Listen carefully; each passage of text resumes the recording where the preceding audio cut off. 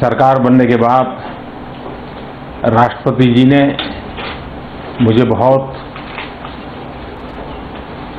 गर्मजोशी से फोन पर बात की, अभिनंदन किए। बाद में गत 1 वर्ष में हम 3 बार मिले। राष्ट्रपति जी के साथ बहुत विस्तार से बातें हुई कि मेरी ये यात्रा भारत और चीन के संबंधों को ही आगे बढ़ाएगी ऐसा नहीं, लेकिन पूरे एशिया को और दुनिया के सभी डेवलपिंग कंट्रीज के लिए एक नया सीमा चिन्ह बनेगा, ऐसा मेरा विश्वास है।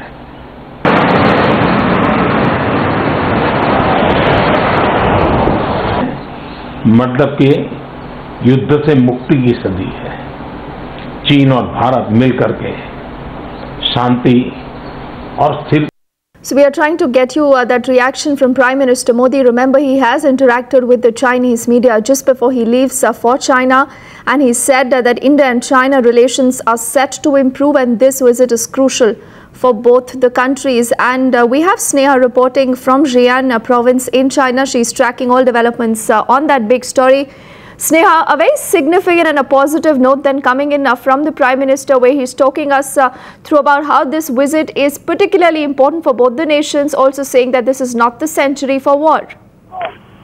Well, absolutely. In fact, Prime Minister reiterating the fact that a good relationship between India and China is important to maintain stability in the region. Of course, both of these countries are giants in their own right in the Asian region, and that's the reason why it's important for them to have a healthy work relationship.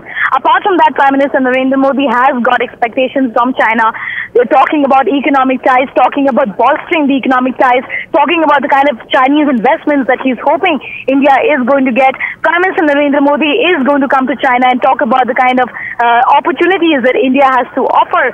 The other thing is that India would be looking at bridging the huge trade deficit that has been seen between both of the countries.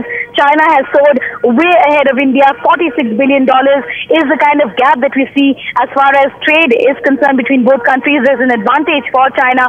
India wants to bridge this gap. India has been trying to do that for years now, but Prime Minister Narendra Modi is going to work in that direction.